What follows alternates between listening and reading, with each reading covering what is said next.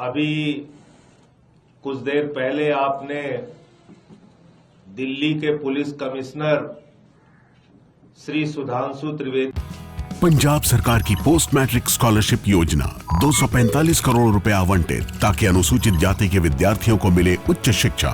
अगर मुझे ये स्कॉलरशिप ना मिलती तो शायद मैं अपनी पढ़ाई जारी न रख पाती। 2,31,000 विद्यार्थी पंजीकृत, 92 करोड़ की रकम दी जा चुकी।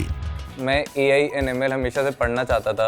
अगर स्कॉलरशिप नहीं होती तो मैं कभी भी एडमिशन नहीं ले पाता ऐसे कोर्स में। मुख्यमंत्री भगवंत सिंह मान की कोशिशों से पंजाब बन रहा है रंगला पंजाब। मोदी जी की प्रेस कॉन्फ्रेंस देखी होगी। उनकी नियुक्ति दिल्ली के पुलिस कमिश्नर के तौर पे हो गई है और वो हर दिन नए नए खुलासे कर रहे हैं। पुलिस को भी जो जानकारी नहीं है, पुलिस के पास अपना मीडिया सेल है, पुलिस जो नहीं बता पाती वो सुधांशु त्रिवेदी जी बताते हैं। पुलिस जो नहीं बता पाती वो अनुराग ठाकुर जी बताते हैं। दिल्ली की पुलिस को भी जो नहीं मालूम वो स्मृति ईरानी को मालूम है। हमारे एक विधायक का नाम ले लिया, जय भगवान उपकार का, जो दलित समाज से आता है, बोला उसको नोटिस मिली है। तो मैं भाजपाइयों से पूछना चाहता हूं कि तुम्हारी पुलिस में नियुक्ति कब से हुई? आप छोटे छोटे बच्चों को मिल रही बम की धमकी का राजनीतिक लाभ उठा रहे हो। शर्म नहीं आती? राजनीतिक स्तर इस स्तर तक गिरा दिया आपने। पहली घटना कब हुई दिल्ली के अंदर? बच्चों के स्कूल को बम से उड़ाने की पहली घटना हुई, धमकी की पहली घटना हुई मई के महीने में। मई के महीने में। और आज लगभग 8 महीने 9 महीने बीत जाने के बाद दिल्ली पुलिस की तरफ से कोई प्रयास नहीं किया गया, कोई सबूत नहीं दिए गए, कोई बयान नहीं आया। जब 15 दिन चुनाव का रह गया है दिल्ली का, तो आज दिल्ली के पुलिस कमिश्नर और गलती से भारतीय जनता पार्टी के नेता सुधांशु त्रिवेदी जी प्रेस कॉन्फ्रेंस कर रहे हैं और ये बता रहे हैं पता नहीं कौन कौन सी कहानी, किस किस एनजीओ का हवाला, क्या क्या, इनको सब पता चल गया। मैं पूछना चाहता हूं, जो घटनाएं बम धमाके की दिल्ली में हुई, देश की राजधानी में रोहिणी के अंदर, उसमें कितने अपराधी पकड़े गए? दिल्ली के कोर्ट के अंदर जज के सामने हत्या हो गई, उस मामले में क्या हुआ?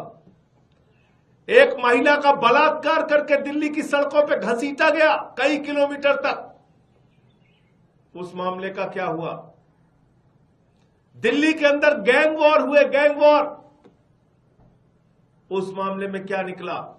व्यापारियों को गोलियों से भूना जा रहा है, अवैध वसूली की जा रही है,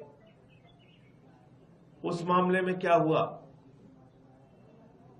आपने सुरक्षा जैसे गंभीर मुद्दे को अपने राजनीतिक नफा नुकसान के लिए इस्तेमाल किया और छोटे छोटे बच्चों के स्कूल को उड़ाने की मिल रही धमकी को राजनीतिक लाभ के लिए।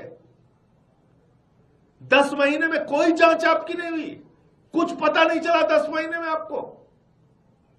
अचानक 15 दिन पहले एक मनगढ़ंत कहानी लेके आप आ गए। तो इसलिए मैं कहता हूं कि भारतीय जनता पार्टी को न दिल्ली की सुरक्षा से मतलब है, न राष्ट्र की सुरक्षा से मतलब है। जो चीन ने घुसपैठ करके 2 काउंटी बना ली भारत की सीमा के अंदर, वो अरविंद केजरीवाल की वजह से हुआ है। कल को कहोगे अरविंद केजरीवाल की वजह से हुआ है। अमेरिका के राष्ट्रपति ट्रंप ने अपने शपथ ग्रहण समारोह में नरेंद्र मोदी को नहीं बुलाया, अरविंद केजरीवाल की वजह से हुआ है। कल को कहोगे केजरीवाल की वजह से हुआ है।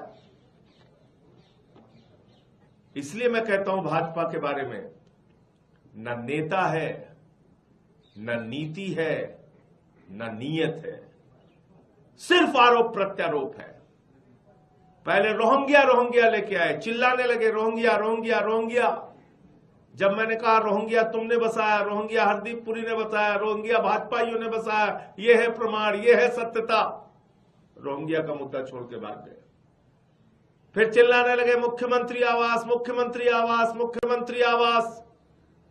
जब हमने कहा राजमहल दिखाओ, राजमहल दिखाओ, राजमहल दिखाओ, वो मुद्दा छोड़ के भाग गए। आज 10 महीने के बाद दिल्ली के मासूम बच्चों की जिंदगी के साथ जो एक गंभीर खतरे का मुद्दा था, उनको बम से उनके स्कूलों को उड़ाने की धमकी मिली थी, उस मुद्दे पे भी भारतीय जनता पार्टी राजनीति करने चली आई। इससे ज्यादा शर्म की बात कोई नहीं हो सकती।